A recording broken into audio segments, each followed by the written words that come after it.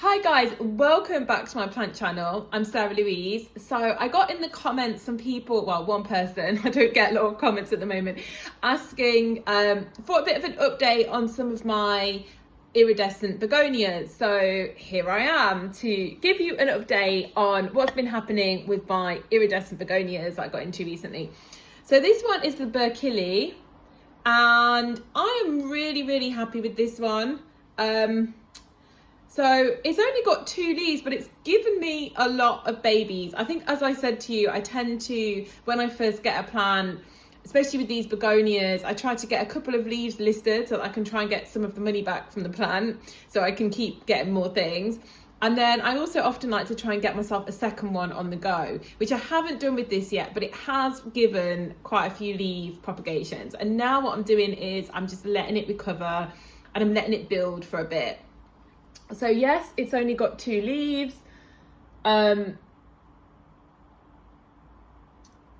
I think overall it's done really well, and it's, you know, about to push out another one, and I'm going to let that one grow a bit so I can start to enjoy it now as a plant, and let it kind of build itself up ready for winter as well. This one's my taconite. Again, it's given quite a lot of babies as well. It had quite a lot of bigger leaves on it, which were a little bit damaged from travel. So I thought, well, I will just get these going and get some spares on the go in case I don't do so well with this one. But it's still pretty healthy. It's actually flowered for me. The flowers are not that incredible. They just seem to sort of stay close. It's got one at the bottom, and it's got some here, so it must be relatively happy if it's flowering. I do have 2 of these on the go, which are its leaves. You can kind of see this camera is not very good, it's my iPad. Unfortunately, my phone is always full, so I'm having to use my iPad. You can see it's iridescent a little bit though, but I have had a couple of these in water and they've rooted relatively easily. It's not ready to plant up yet, but it has rooted, so that's that one. They seem to go quite easily from a leaf cutting. Actually, what else I forgot, I've only just noticed this. So this begonia actually got a little baby begonia popping up here out of the leaf vein, which does happen with leaf cuttings, but unfortunately it died. Actually, it was here, but it just died. But now I can see one coming. Do you see that from the middle?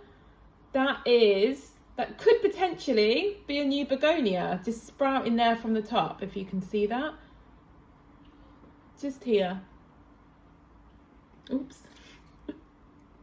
So hopefully that's going to go. I think, you know, that can be potted up relatively soon. So I've also got the pavonina, which is known as the peacock begonia. And this one has also done really well. And you might be like, well, it hasn't because it's only got 2 leaves. But that's, again, because I've been propagating. I sold a few, I propagated, and I have 2 on the go at the moment that are about a similar size to this. So one of them I'm going to let, you know, grow nice and big, and then the other one I'll probably use as a prop plant so that I can just keep expanding my collection. But it's pretty healthy. It does have a little bit of yellowing on the leaf, but mostly I would say they are all kind of doing well. They're quite fast. Excuse me, they're quite fast growing. I will say that this begonia is the slowest growing of all of them. I've really noticed how long it actually takes for one of the new leaves to pop up. Very different to the pavonina, which they seem to just pop up all the time. And I don't know if that's just because it's a little bit young and it will speed up in time, or if it's just a very slow plant and that's what it is. So I also got asked about my Sarawak, which I've noticed there's not really many of them around anymore. And the person that sold me mine, oh, I brought the wrong, no, I didn't.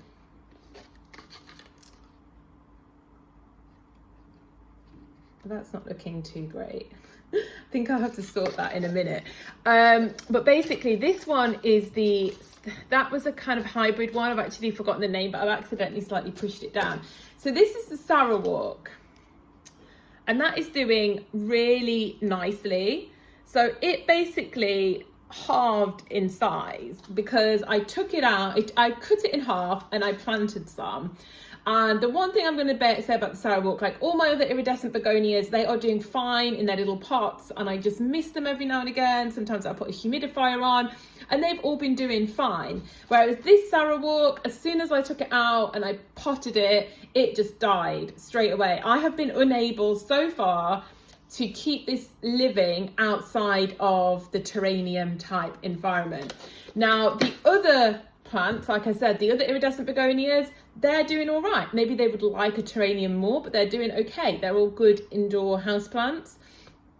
The Sarawak, maybe when it gets bigger, I'll give it another go and see if I can't get it going when it's more mature. But at this size, unfortunately, I have been unable to get this to live outside of this kind of enclosed terrarium environment. So if that affects you when you're buying your begonias. I did also have a cross one in here, and I've accidentally, because I've put a couple of leaves in here, I've accidentally pushed it down. I will sort that out, but that also I did the same, and the one I put in soil died. It's another iridescent one, but as you can see, the one in here is actually getting going again, so I think it will actually recover. I also put a pavonina leaf in here as well, so into the moss, so it's a bit of a free-for-all in there. But that's my iridescent begonia update for you after owning all of these for a good few months now. So I hope that helps, and speak soon. Bye bye.